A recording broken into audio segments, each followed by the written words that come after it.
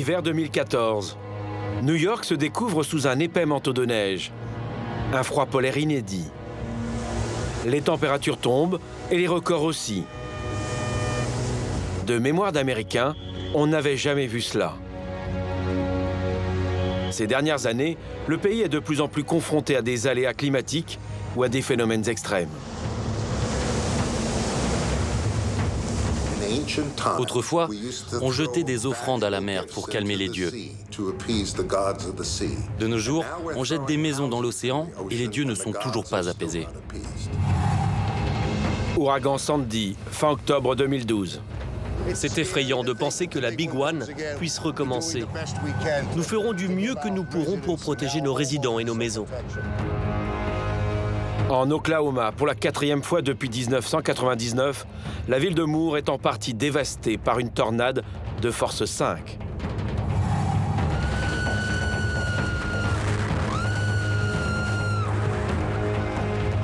Au milieu des États-Unis, il y a une zone que nous appelons l'allée des tornades.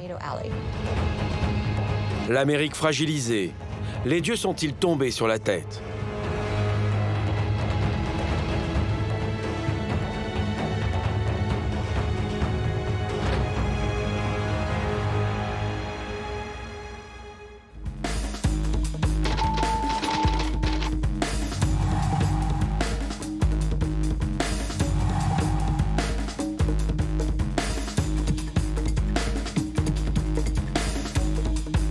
Jusqu'au 11 septembre 2001 et l'attaque du World Trade Center, New York était considéré comme un sanctuaire, un lieu intouchable. Si les autorités américaines ont mis les moyens pour empêcher toute nouvelle attaque terroriste, ils font désormais face à une menace plus difficile à contrer. Une menace venue du ciel. Elle peut frapper à n'importe quel moment, comme ce fut le cas en 2012. Sur toutes les télévisions du pays, les programmes sont interrompus. On suit alors, minute par minute, ce qui est présenté comme la pire catastrophe pour la côte est des États-Unis. Nous sommes le 29 octobre 2012. This is CNN breaking news. Hurricane Sandy is a monster storm. 1,000 miles long, delivering the kind of rain seen once every century. You have to prepare as if you've never experienced this one before because you haven't. L'ouragan Sandy fait 130 victimes et des milliards d'euros de dégâts. Une grande partie de l'État de New York et du New Jersey est touchée. Sandy frappe les zones les plus vulnérables, comme la presqu'île de Breezy Point. Une commune qui, en une trentaine d'années, a connu un essor sans précédent. À sa tête, Arthur Lighthall. Il dirige ce quartier, rattaché administrativement à New York.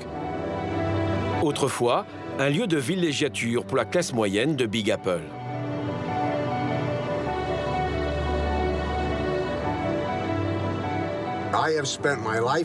J'ai passé toute ma vie dans cette communauté. Mes grands-parents ont acheté en 1933 la maison où je vis à présent. J'ai 2 filles qui vivent ici. Ma sœur et ma mère vivent ici. La famille de ma femme aussi. Elle a 3 frères et une sœur. Tout est très familial.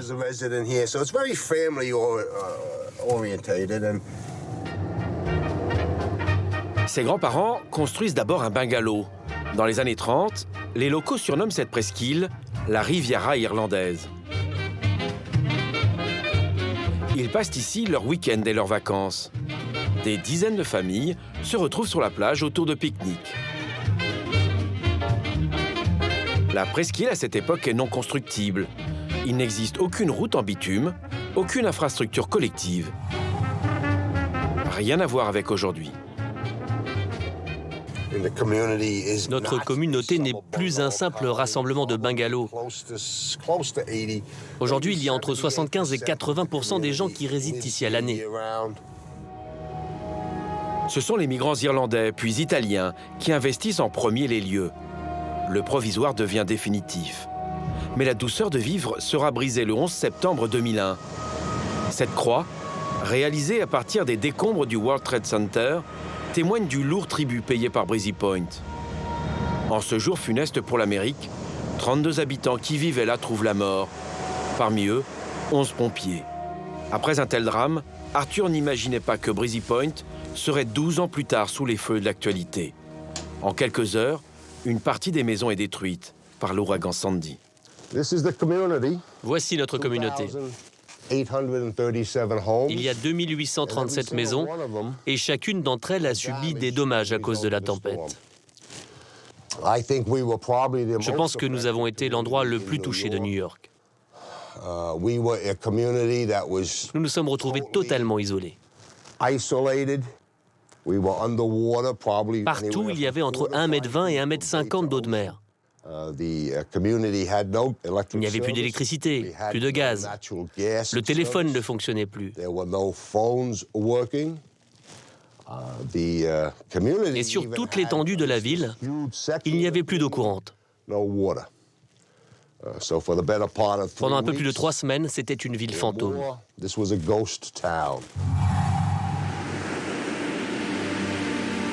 Partout les mêmes images de désolation. Celles-ci sont tournées par un habitant de Breezy Point. Sandy n'épargne aucun quartier. Les villas construites en bord de plage ne résistent pas. Personne n'imaginait un tel déferlement d'eau. Ce jour-là, le vent souffle à plus de 120 km/h. La mer a repris ses droits. Mais le pire est encore à venir. Dans la nuit, un incendie se déclare. Au beau milieu de la tempête, 135 maisons ont complètement brûlé. L'incendie est parti d'ici, dans cette maison à l'angle. Les vents soufflaient alors dans cette direction. Et 1, 2, 3, 4 pâtés de maisons et demie ont été ravagés à cause de l'incendie. Notre grande chance fut qu'à un moment, le vent a tourné et s'est mis à souffler dans cette direction. À cet endroit, il y a un grand parking et c'est ce qui a permis aux pompiers de stopper les flammes.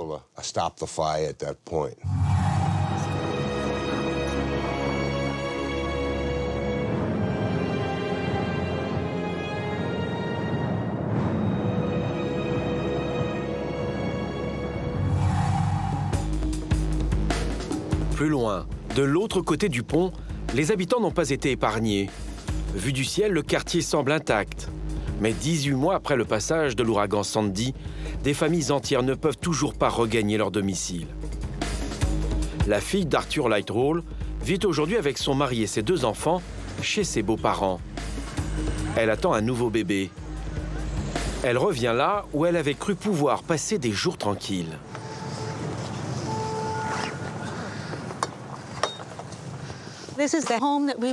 Voici la maison que nous avons achetée il y a 5 ans. C'est ce cadre magnifique qui nous a séduits. Regardez ces berges, le canal, le jardin où peuvent jouer les enfants. Mon mari ne veut pas partir. Il veut reconstruire ici. Et on espère élever nos enfants en contemplant ce paysage magnifique. Dans son jardin, il reste les traces de cette terrible tempête. Ce bateau ne nous appartient pas. Il est arrivé ici avec la tempête, porté par le courant. Et il va rester avec nous, j'imagine, car personne ne le réclame. On aimerait revenir ici, mais malheureusement, la maison est inhabitable pour le moment. Elle est très belle de l'extérieur, mais à l'intérieur, c'est une autre histoire.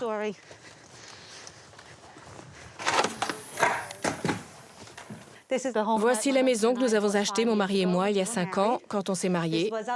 Ici, c'était le salon. Comme vous pouvez le constater, il y avait presque 1 mètre d'eau. On a dû enlever l'isolation et les câbles électriques pour ne pas que ça moisisse. La seule chose qu'on a pu sauver, c'est la table de la salle à manger. L'eau s'est infiltrée partout. Regardez, l'eau est montée jusque-là. Presque là où l'isolation s'arrêtait. Tout ce qui était dans la cuisine a été détruit.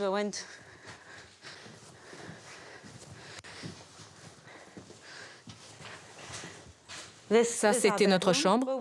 On espère pouvoir surélever encore un peu plus la maison pour pouvoir être à l'abri la prochaine fois. Et si on doit à nouveau évacuer, on évacuera encore. Mais mon mari est décidé à revenir ici et je suis d'accord avec lui. Mais les scientifiques affirment que la prochaine fois, ça sera encore plus violent. Eh bien, on espère que ce sera le seul ouragan que l'on verra dans toute notre vie. Vous êtes sûr? Non, on n'est jamais sûr de rien lorsque Mère Nature est impliquée. Mais ce quartier en vaut vraiment la peine. Faute de moyens, Christine attend que sa police d'assurance prenne en charge la totalité des frais liés à la reconstruction de sa maison. Cela fait près de 2 ans qu'elle patiente. À Breezy Point, les travaux se poursuivent. Les propriétaires les plus fortunés prennent en charge une partie de la facture. Le reste est payé par leur assurance. Une facture plus salée que prévu, car les habitants, pour toute villa reconstruite, doivent respecter des règles désormais bien plus contraignantes.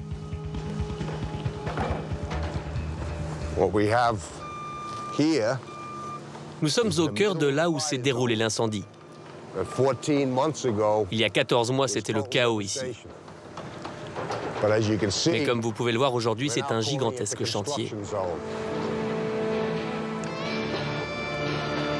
Plus aucune villa ne peut aujourd'hui être construite à Breezy Point. La mairie de New York refuse de donner de nouveaux permis. Mais ces mesures seront-elles suffisantes en cas de nouvelles tempêtes? Le plancher de cette maison est à présent à environ 1,40 m du sol. Pendant la tempête, il y avait plus de 90 cm d'eau. Cette différence nous offre une protection supplémentaire contre les dommages. Vous pouvez aussi constater que les fondations de la maison sont ouvertes. Ceci permettra à l'eau de s'écouler sous la maison.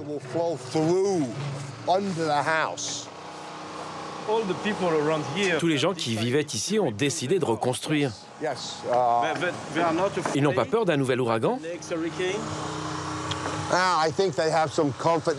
Je pense qu'ils ont confiance dans le fait que leurs maisons vont être plus solides, qu'elles seront en hauteur, plus surélevées, et que si une nouvelle tempête arrive, elle n'endommagera pas autant leur maison. Arthur Lighthall sait pourtant que le risque existe. Selon les experts, avec les changements climatiques, un scénario comme celui de Sandy peut se reproduire. Encore et encore. Depuis quelques mois, la commune a entrepris de gros travaux sur la plage. Objectif, mieux protéger les maisons situées en première ligne. Nous venons de voir la section de dune déjà construite. Et voici la partie sur laquelle nous travaillons actuellement, pour la renforcer afin de mieux protéger notre communauté. La prochaine fois que l'eau va monter, elle sera stoppée par cette dune. Et on va également construire une dune supplémentaire. Donc on aura une double protection tout au long des 1,5 km de côte qui bordent notre communauté. Et vous pensez que ça sera suffisant? On n'est jamais sûr de rien. Mais j'ai confiance dans le fait que cette dune pourra stopper une tempête classique.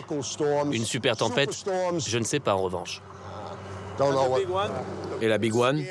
C'est effrayant de penser que la Big One puisse recommencer. Effrayant. Mais nous faisons du mieux que nous pouvons pour protéger nos résidents et nos maisons.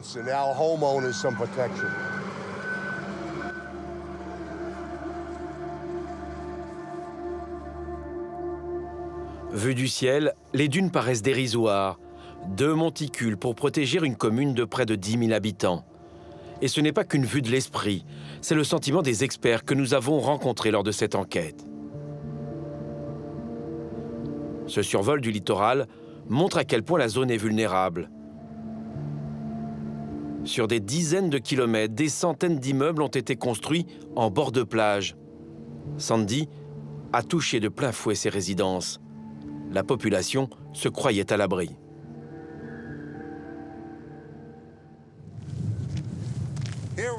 Nous sommes ici sur la plage de Rockaway, au sud de New York, un des endroits les plus touchés lors du passage de Sandy. On le voit sur ces photos, la belle promenade de Rockaway n'a pas résisté aux assauts des vagues.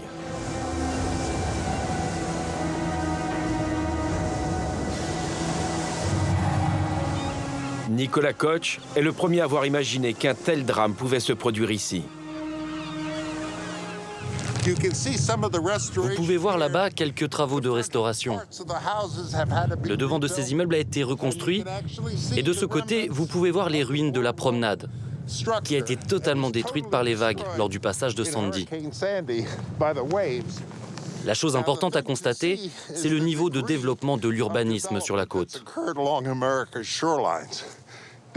Cela met les gens en danger en ces temps de changement climatique où l'on s'attend à ce que les tempêtes côtières et les ouragans soient de plus en plus fréquents. Pour éviter une nouvelle catastrophe, les autorités ont construit des dunes de sable.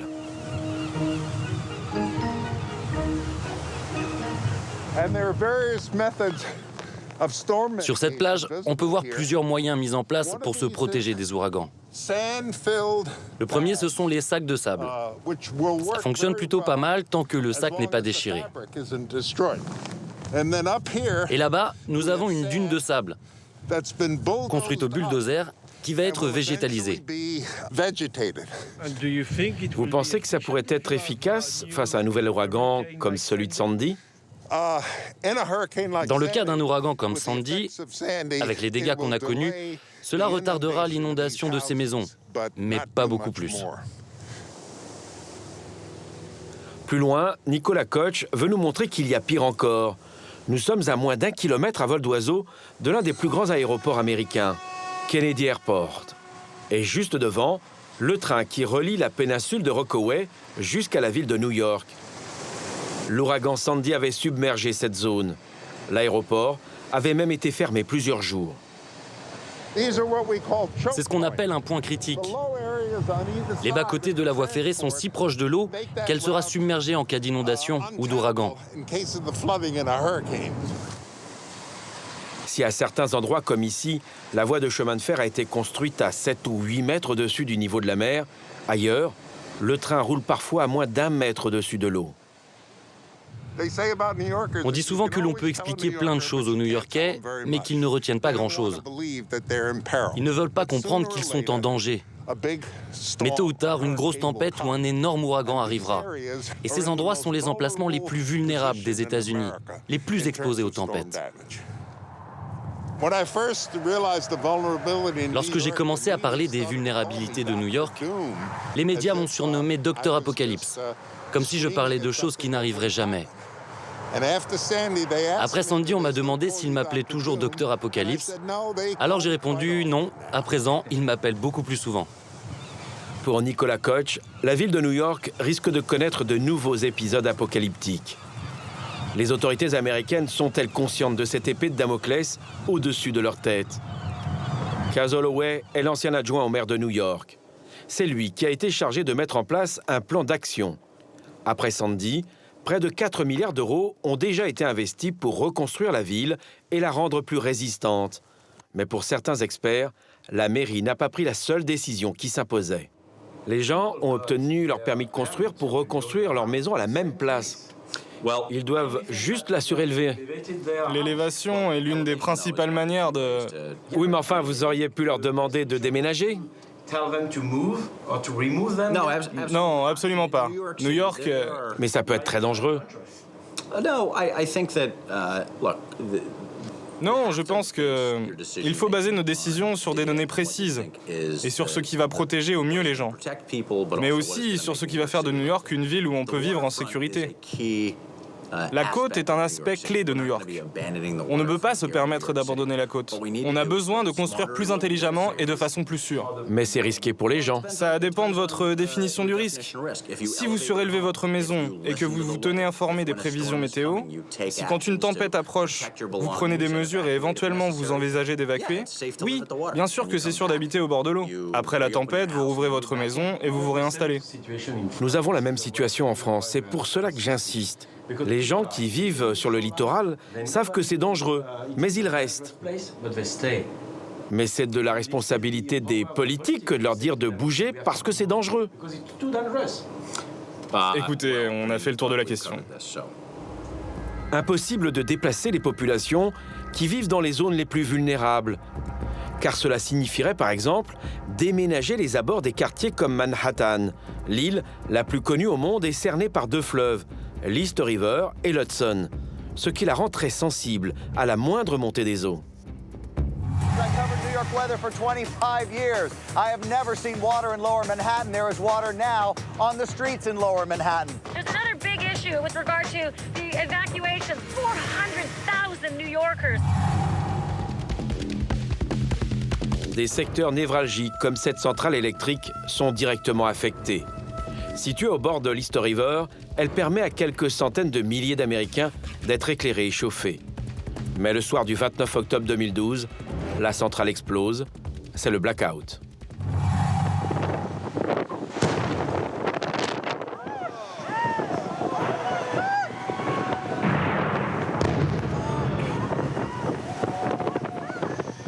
Juste après cette explosion, une partie de New York est plongée dans le noir. Près de 900 000 personnes sont privées d'électricité. La bourse de Wall Street, le poumon économique de l'Amérique, ferme ses portes pendant 3 jours. Après le 11 septembre 2001, l'Amérique avait sécurisé les secteurs les plus stratégiques. Une politique qui se poursuit. Ici, seules quelques personnes possèdent les clés et les codes pour pénétrer à l'intérieur de la centrale électrique. Personne ne peut entrer ici. Oui, c'est un site protégé. Tous les accès au site se font par des portes sécurisées. Pour éviter qu'un tel drame ne se reproduise, la compagnie investit près d'1 million d'euros en travaux. Un seul objectif, éviter que l'eau ne s'infiltre et que la moindre étincelle ne provoque une nouvelle explosion.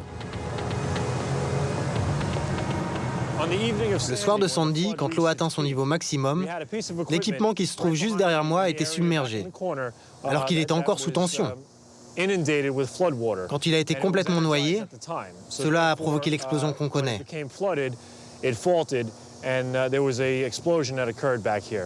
Le nouvel équipement a été construit sur une plateforme. Il est donc au-dessus du niveau d'inondation. Et nous avons fait de même pour tous les équipements qui ont été remplacés après Sandy. En quelques mois, le site se transforme en véritable Fort Knox. Cet épais mur de béton a été construit suite au passage de l'ouragan Sandy.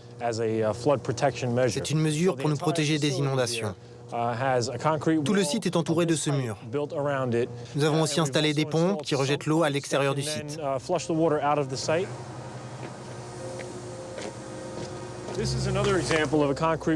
Voici un autre exemple de mur en béton destiné à protéger nos équipements, en particulier ceux qui sont sensibles. Nous avons donc opté ici pour un concept de double protection. Il y a un mur en béton qui encercle l'usine à l'extérieur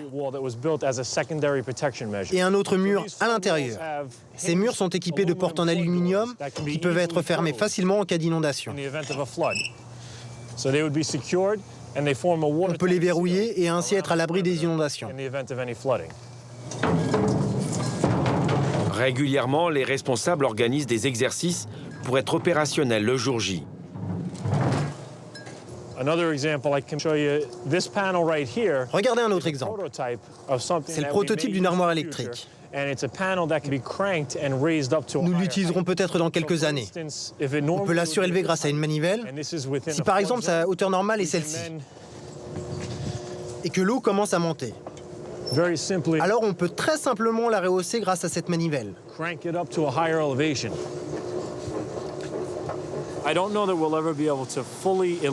Je ne pense pas que l'on puisse totalement éliminer tout risque, surtout lorsqu'il s'agit de catastrophes naturelles.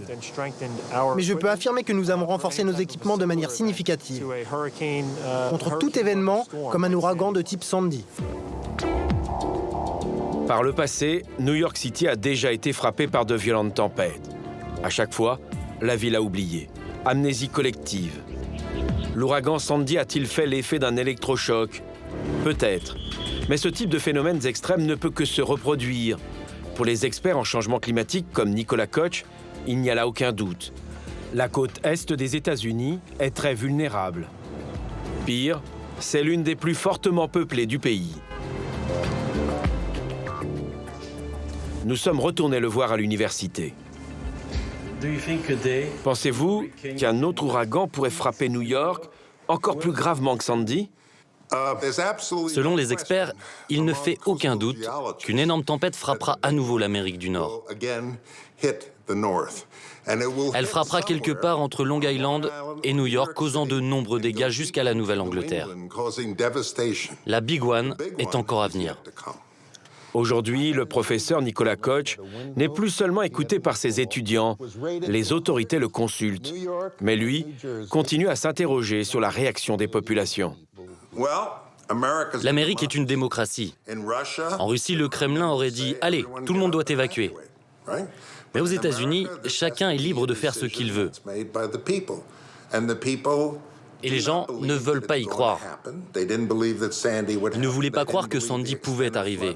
Ils ne voulaient pas croire aux inondations, ils ne voulaient pas croire que 250 000 voitures pourraient être détruites dans New York. Ils vivent au pays des rêves, et ça n'est pas très réaliste. Ce que je veux dire aux gens qui vivent sur la côte, c'est qu'autrefois, on jetait des offrandes à la mer pour calmer les dieux. De nos jours, on jette des maisons dans l'océan et les dieux ne sont toujours pas apaisés. Les dieux sont-ils tombés sur la tête? Peut-être, car ces dernières années, les catastrophes naturelles se multiplient aux États-Unis. Ouragans, tornades, le pays n'est pas épargné. Nous partons à 2000 km environ, au centre des États-Unis.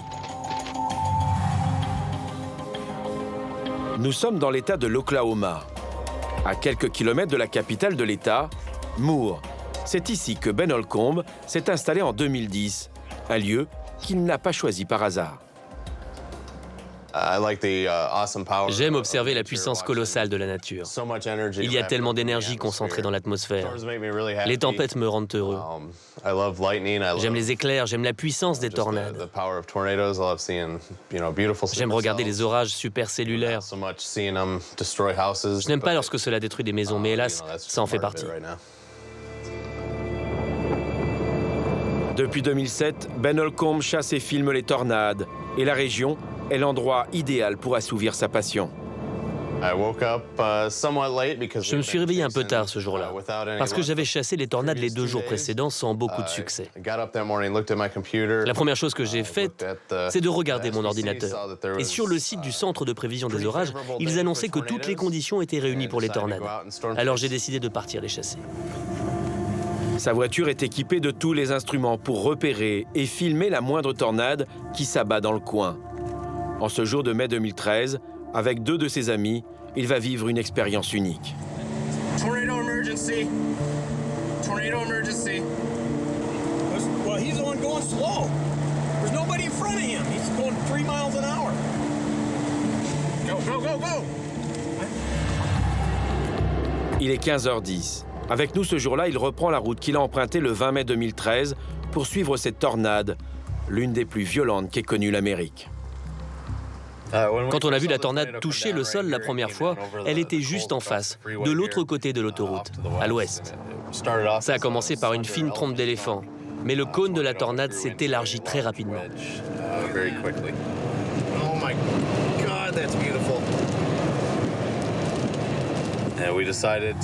Alors on a décidé de se diriger vers l'ouest, en direction de la tornade.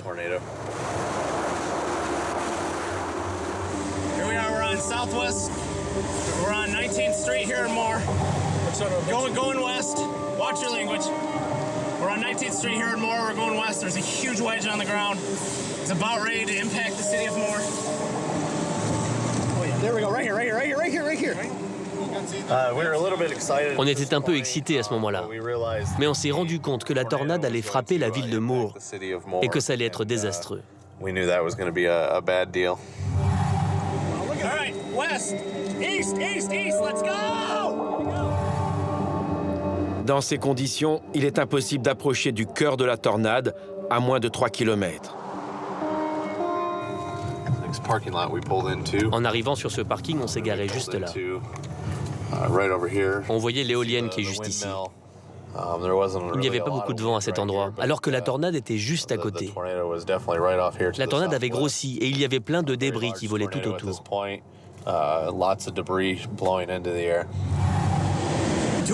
my God, look at that, it's huge! We can't stay here long either. Look at the tree fly.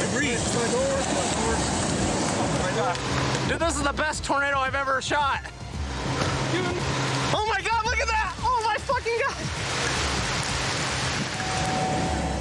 Vos amis étaient dehors? Oui, ils sont sortis quelques instants. Oh my gosh.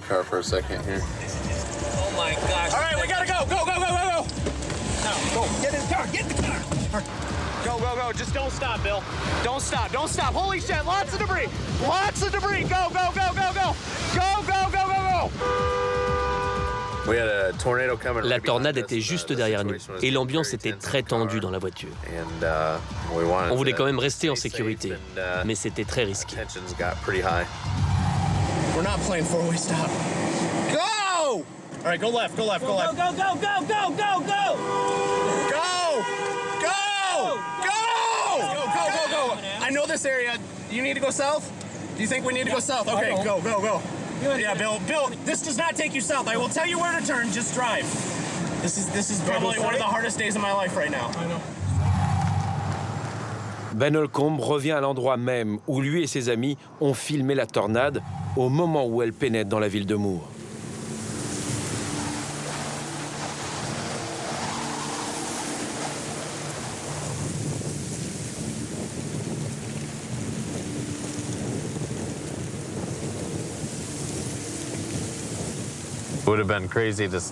Il fallait être fou pour rester ici. Les débris pleuvaient de toutes parts sur nous. Des morceaux de maisons, des planches, des morceaux de toiture volaient autour de nous. You name it. Shingles. Yeah, here comes the debris. We'll get out of here. Hold on. I can't get my window up. Bill, I can't get my window up! It's up. Sur cette animation, on évalue mieux la force de ce phénomène. Voici la photo satellite prise quelques jours avant le passage de la tornade. L'autre qui apparaît est prise quelques jours après.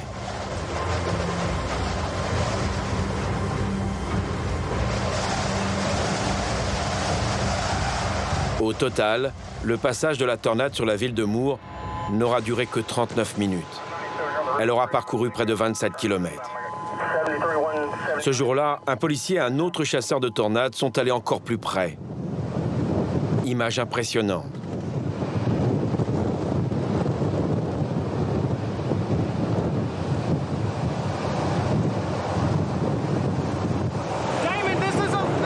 Le chasseur de tornades intervient en direct à la radio.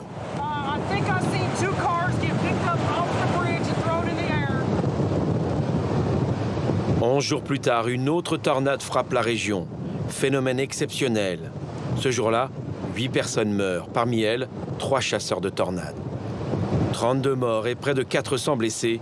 Bilan définitif pour les 2 tornades. À Moore, 2 écoles élémentaires sont en partie dévastées. À Briarwood, les élèves et leurs professeurs sont désormais hébergés par l'une des nombreuses églises de la ville de Moore. Robin Williams est institutrice. Le 20 mai 2013, elle est dans sa classe quand la tornade s'approche de l'école. C'est elle qui filme l'arrivée de la tornade. Je me souviens bien du 20 mai. On savait que le temps serait mauvais et que les parents allaient passer chercher les enfants plus tôt. Mais on se sentait très en sécurité dans ce bâtiment de briques et de béton.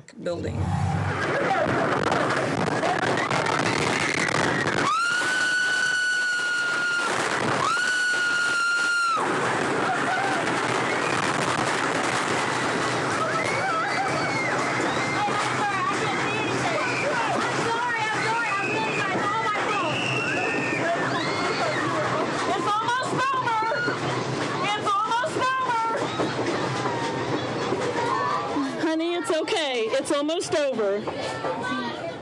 Head back down. Yes, we're all fine. We're just scared. Lorsque la tornade a touché l'école, elle est passée juste au-dessus de nos têtes. On a alors reçu la consigne de s'abriter dans les toilettes, ce qui est inhabituel. Mais comme beaucoup d'enfants étaient déjà partis, il nous en restait peu à surveiller. Et les toilettes sont vraiment au centre du bâtiment. Ce fut sans doute la décision la plus intelligente du moment, car c'est la seule partie de l'école qui n'a pas été touchée. Dans l'école, aucune victime n'est à déplorer. Mais dans un autre établissement de la ville, 7 enfants de moins de 11 ans perdent la vie. Oh my God! Oh my God! Oh my God!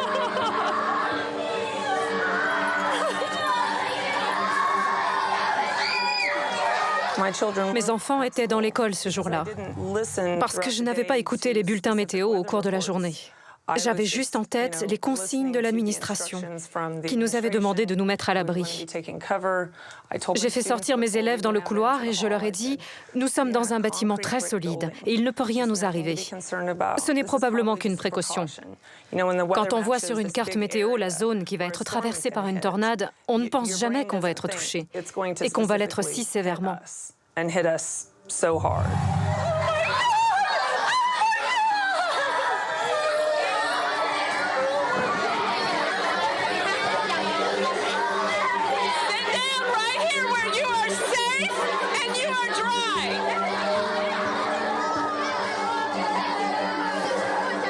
Quelques minutes après le passage de la tornade, elle retrouve ses 2 enfants.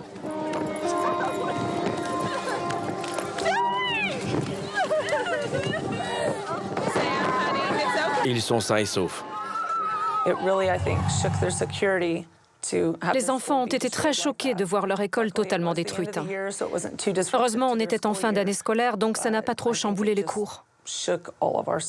Mais aujourd'hui, je pense qu'ils ne se sentent plus en sécurité. Quelque temps après, l'école a été rasée pour des raisons de sécurité. C'est une bonne chose parce qu'à présent, on va avoir une nouvelle école.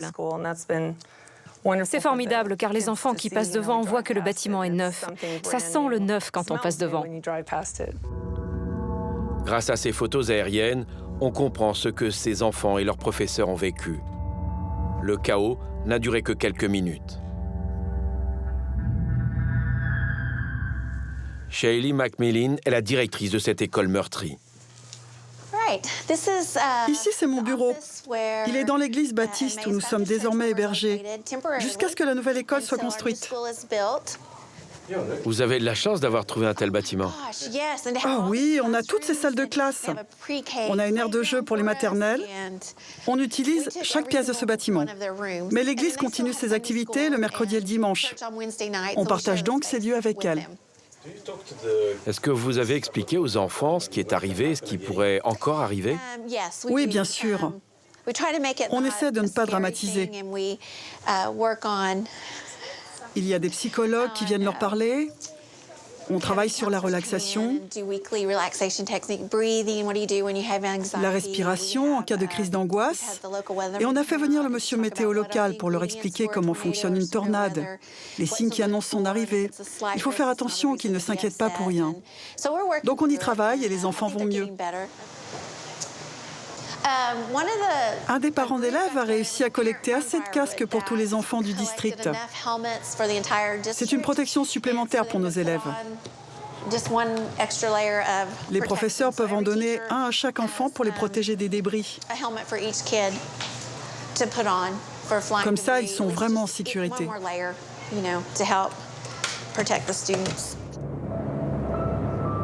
À chaque bourrasque, la population se rappelle ce cauchemar. Ces vents qui soufflaient à plus de 300 km/h parfois. Aujourd'hui, Moore est une ville symbole, car à 4 reprises déjà, ces 15 dernières années, elle a été frappée en plein cœur par des tornades dévastatrices. Un fléau qui, hélas, peut se reproduire. L'Oklahoma a mis en place un centre de surveillance des phénomènes extrêmes comme les tornades.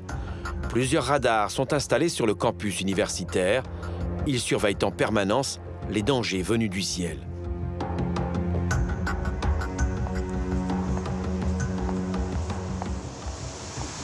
Pamela Heinzelman est l'une de ces expertes qui traquent les orages violents et les tornades. Elle nous emmène ici dans le quartier général où les équipes surveillent les images satellites.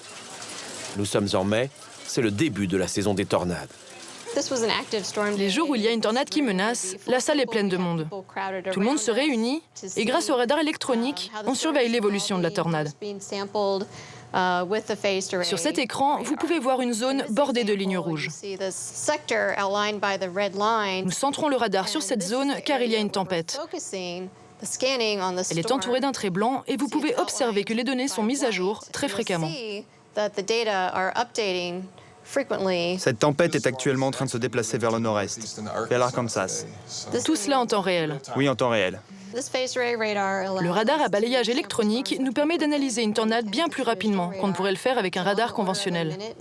On a une image de la tornade en moins d'1 minute, là où il nous fallait auparavant 4 à 6 minutes.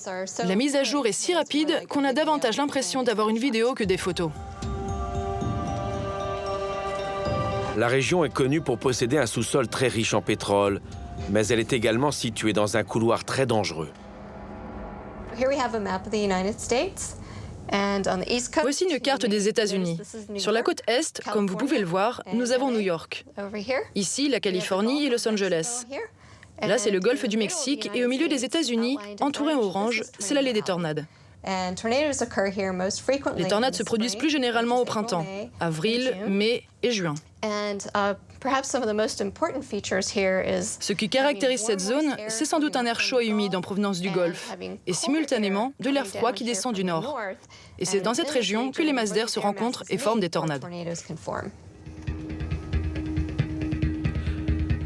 En attendant la prochaine tornade, Moore pense ses plaies. Comme pour conjurer le mauvais sort, la ville reconstruit les bâtiments détruits comme l'école de Briarwood. Nous survolons ici le chantier de la nouvelle école qui est rebâtie sur les ruines de l'ancienne. Mobilisation générale. Près d'une centaine d'ouvriers est à pied d'œuvre depuis près de 8 mois. Tout doit être prêt pour la prochaine rentrée scolaire. Les travaux progressent rapidement. Pour la première fois, la directrice découvre les lieux, sa nouvelle maison comme elle dit. C'est trop cool! J'ai hâte! Les locaux doivent accueillir près de 600 élèves. Oh my God! Mon Dieu! Oh là là, je crois que je vais pleurer. Ne pleure pas, hein? C'est émouvant. C'est la cafétéria? Oui. C'est excitant. Vous voulez venir voir la cuisine? On peut aller voir derrière? Je ne sais pas ce qu'ils vont faire avec tout cet espace. Je vais prendre une photo. C'est quoi cette pièce? C'est la salle des professeurs. Ah ça, c'est pour moi. Le chef de chantier n'a pas oublié d'intégrer une plaque qui rappelle la tornade du 20 mai 2013. Vous avez vu ça? Tous les professeurs sont venus et ils ont signé cette poutre. Il est écrit « Moore plus fort » et ça restera là pour toujours. L'école est plus spacieuse, plus fonctionnelle. Mais cette fois-ci, l'accent est mis sur la sécurité. Les murs doivent résister à des vents de près de 400 km/h.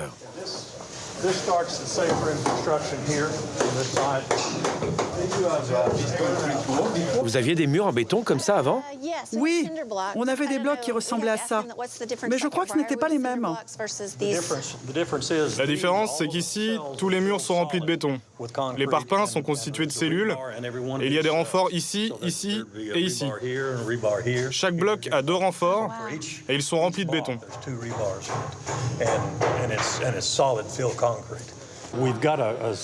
On a une partie de l'école qui peut faire face à des vents extrêmement violents, comme ceux d'un ouragan. Ça va être beaucoup plus solide qu'avant.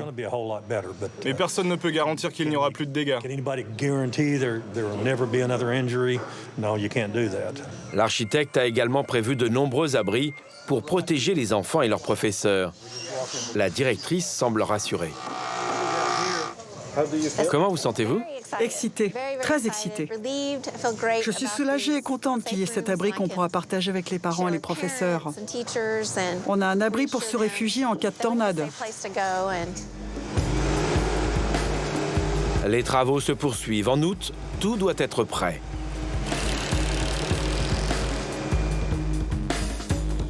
Au total, près de 1800 maisons ont été détruites par la tornade. Partout en ville, les chantiers se multiplient. Dès que les assurances débloquent les fonds, les travaux commencent. Des quartiers entiers reprennent vie. Pour le moment, seules 700 villas environ ont été reconstruites. Là, c'est notre nouvelle maison. Il n'y avait rien sur les fondations ce matin. Ils ont monté les murs cet après-midi. C'est bien différent maintenant. C'était comme un train de marchandises ou un moteur d'avion. Et la maison nous est tombée dessus, et nous, on était dedans. Depuis le passage de la tornade, la famille Zimmerman vit chez des amis. Elle vient régulièrement voir l'avancée des travaux. Et voilà les premiers pas dans notre nouvelle maison. On a une maison maintenant. Ici, ce sera le salon. Il y aura une chambre là-bas et une salle de bain juste derrière. Là, c'est ce qu'impose le nouveau code de construction. Les garages n'en avaient pas avant. C'est pour renforcer le mur contre les impacts du vent quand il souffle à plus de 300 km/h.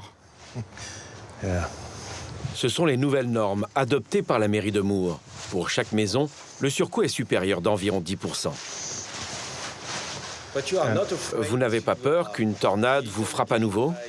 Non.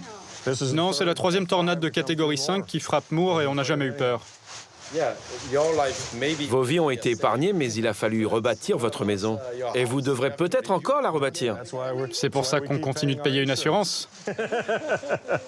L'assurance a permis de reconstruire cette maison et ce sera la même chose à la prochaine tornade. Pour quelques milliers d'euros supplémentaires, la famille Zimmerman a prévu une petite pièce, juste derrière la maison. Ici, ce sera un patio couvert. Et l'abri se trouvera là-bas, à l'angle de la maison. Il y a eu 3 tornades de catégorie 5 qui se sont abattues sur Moore au cours des 13 dernières années. La première est passée à 3 km au nord, la deuxième à 1,5 km au nord, et la troisième nous a bien eu. La prochaine devrait passer 2 km plus au sud et on devrait s'en sortir. Élu en 1994, le maire de la ville a déjà vécu à 4 reprises un tel cauchemar. Il faisait partie de ceux qui disaient qu'une tornade pouvait de nouveau passer par Moore. Quelques semaines avant la catastrophe, il propose de durcir les codes de construction. Mais à l'époque, son conseil municipal vote contre. Aujourd'hui, il semble bien désemparé. Que pouvez-vous faire pour éviter un autre drame? C'est une bonne question. Personne ne le sait. Si je connaissais la réponse, j'agirais immédiatement. Après la tornade de 1999, on nous a dit qu'il allait s'écouler une centaine d'années avant que cela ne se reproduise à nouveau. Il faut juste faire avec. Les tornades sont hélas imprévisibles. Elles peuvent frapper n'importe où, entre avril et juin chaque année. Sur le terrain, comme dans les laboratoires, de nombreux scientifiques tentent de mieux identifier et caractériser ce phénomène. Howie Blunstein n'est pas un inconnu. Son travail avait inspiré le film Twister, un succès planétaire. L'homme ne fait pas que chasser les tornades, il les étudie de près. Nous allons essayer de nous approcher à 3 ou 4 km. Si vous êtes à moins de 3 ou 4 km, vous n'êtes pas en sécurité. Au-delà de cette distance, vous êtes plus en sécurité. C'est leur première sortie de l'année. Avec un radar comme le nôtre, il faut se trouver au bon endroit, au bon moment. Et il est souvent difficile de trouver une route qui nous conduise là où nous voulons aller. Cet après-midi, une alerte a été lancée. Une tornade se préparerait. Elle a été repérée par les radars de l'université de Norman. Il faut trouver la meilleure position et déployer le radar. La première chose à faire est de stabiliser le camion. Comme ça, si le vent souffle, le camion ne bougera pas. Au loin, des nuages suspects. Si vous regardez vers l'est, vous pouvez voir des nuages qui forment 3 lignes parallèles. Ce sont des nuages lenticulaires. C'est signe que l'air est très stable. Et juste derrière, il y a des nuages en forme de dôme. C'est là, dans cette partie de la tempête, que les courants ascendants sont les plus forts. Si jamais cette tempête devait créer une tornade, ce serait dans la zone adjacente à ce dôme. L'université de Norman et l'État de l'Oklahoma se mobilisent pour mieux comprendre la formation de ces tornades. Chaque année, des millions d'euros sont investis dans ce secteur de recherche.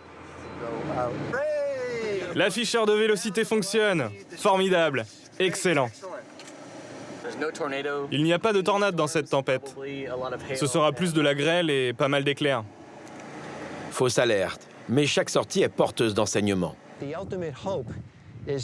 On espère que grâce à la science et à notre travail sur la manière dont se forment les tornades, on puisse un jour les prévoir avec plus de précision. Et comme ça, on pourrait sauver des vies en prévenant les populations plus tôt Ça leur laisserait plus de temps pour se rendre dans des abris. Un travail en équipe où chacun a un rôle à jouer. Howie Blutstein travaille avec ses étudiants.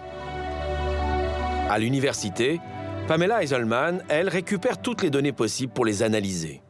Mon travail consiste à comprendre comment nous pourrions exploiter les données recueilles par les radars. Ainsi, nous pourrions anticiper les évacuations et fournir des informations sur l'évolution de la tornade.